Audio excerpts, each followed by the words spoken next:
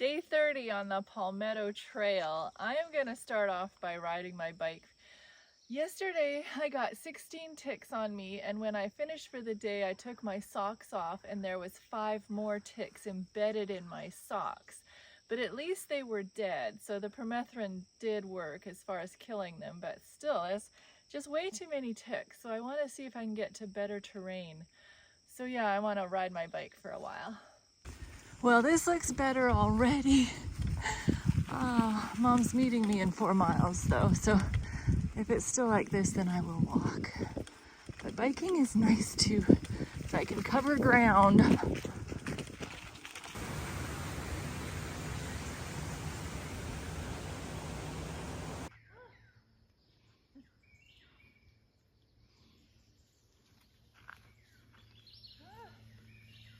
There's a stupid horsefly bothering me the whole way.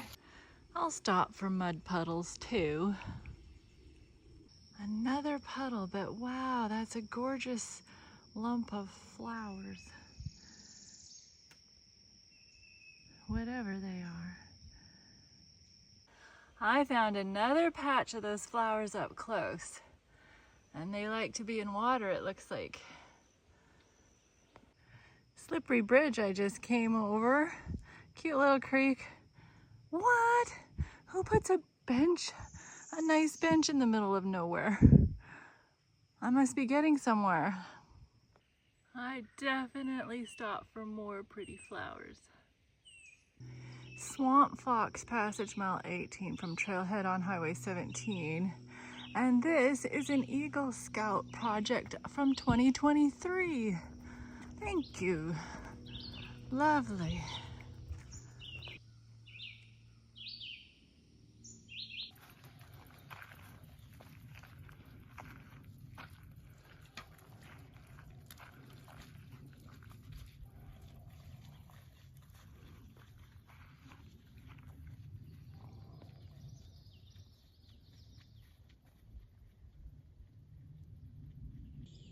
See what I'm up against now?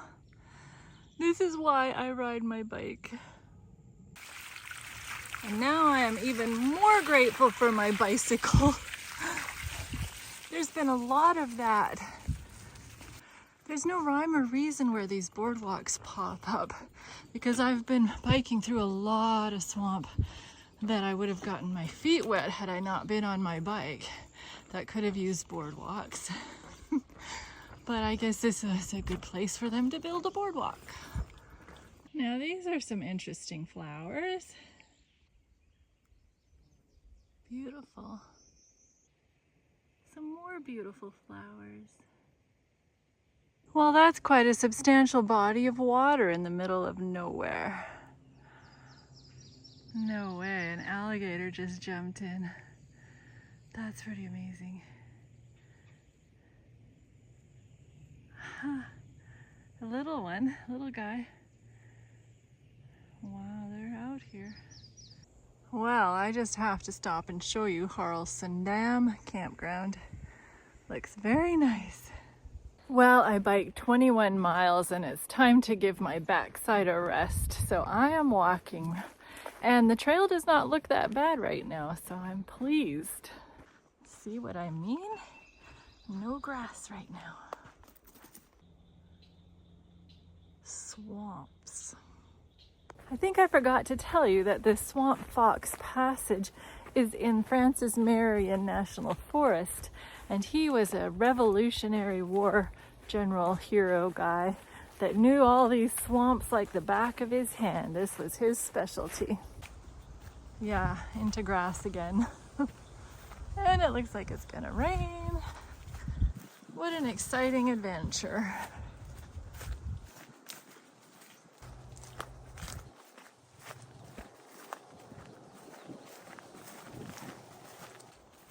Definitely soft ground here.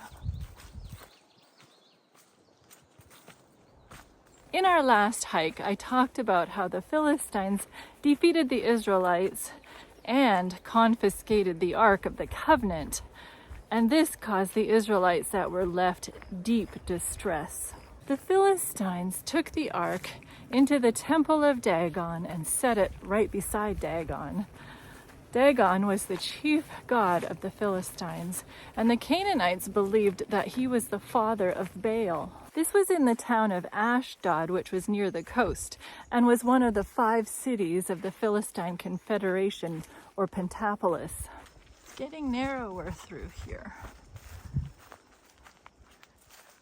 Anyway, when the people of Ashdod arose early in the morning, there was Dagon, fallen on its face to the earth before the ark of the Lord. With your face fallen to the earth was a posture of worship, symbolizing total submission. The winning nation in a war carried the image of the god of the defeated nation as a trophy of war to their temple. Anyway, after he had fallen over, the people set Dagon upright again. When they got up early the next morning, there he was again, fallen down, but this time his head and both the palms of his hands were broken off on the threshold. Only Dagon's torso was left. Another proof that the God of Israel is not a captive of Dagon. Well, neither the priests of Dagon nor anyone who came into Dagon's house tread on the threshold of Dagon in Ashdod to this day. This is so funny. I've not gotten any road biking when I was biking, and now when it's bikeable, I'm walking. Oh, I tell you. But I must say I enjoyed it, because now I have to go back into the Tiki section.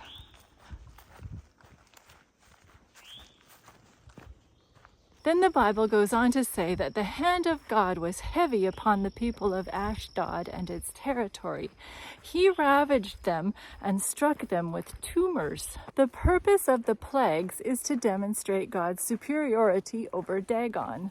Covenant curses include the plague of tumours as a consequence of disobedience to God.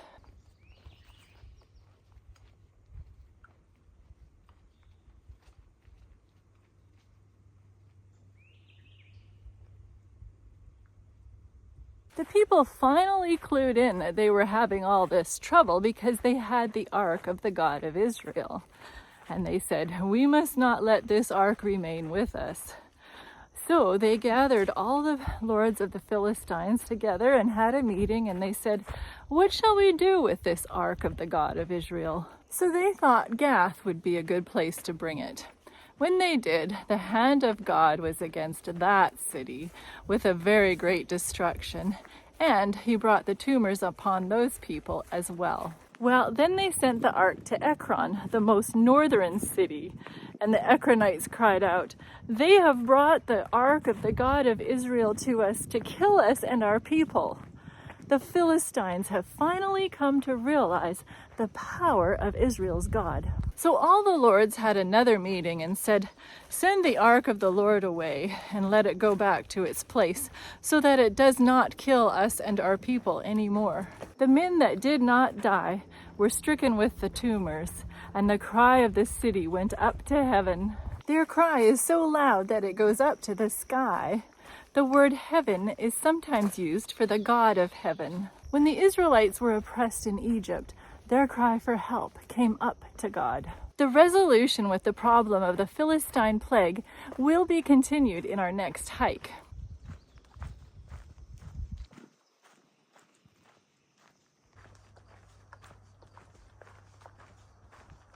You can imagine that the Philistines were pretty smug about their god Dagon helping them defeat the Israelites on the battlefield, and they paid him homage by entrusting the ark to his protection. This just makes me think, is there something in our life that we hold up or honor more than God?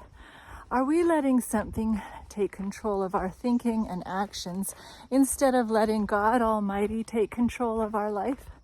What is preventing you from giving your heart to God?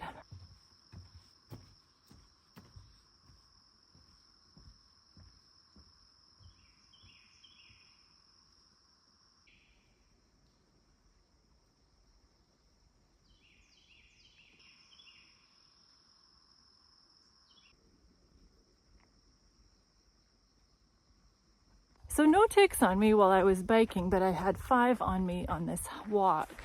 I had sprayed some off on my pants as well, so I think that really helped. I didn't see any snakes, and I only saw one hog that grunted at me as I passed by on my bicycle. So that was the extent of my wildlife viewing, thankfully. 21 miles biked, 5 miles hiked, and thus ends the Swamp Fox Passage. Almost 47 miles of this passage I have conquered. I'm so glad that I biked most of it, because all it is a walk through the pine forest, which isn't that exciting really. I thought there would be way more cool swamps and stuff, but there wasn't. So it was good to get that done on my bicycle.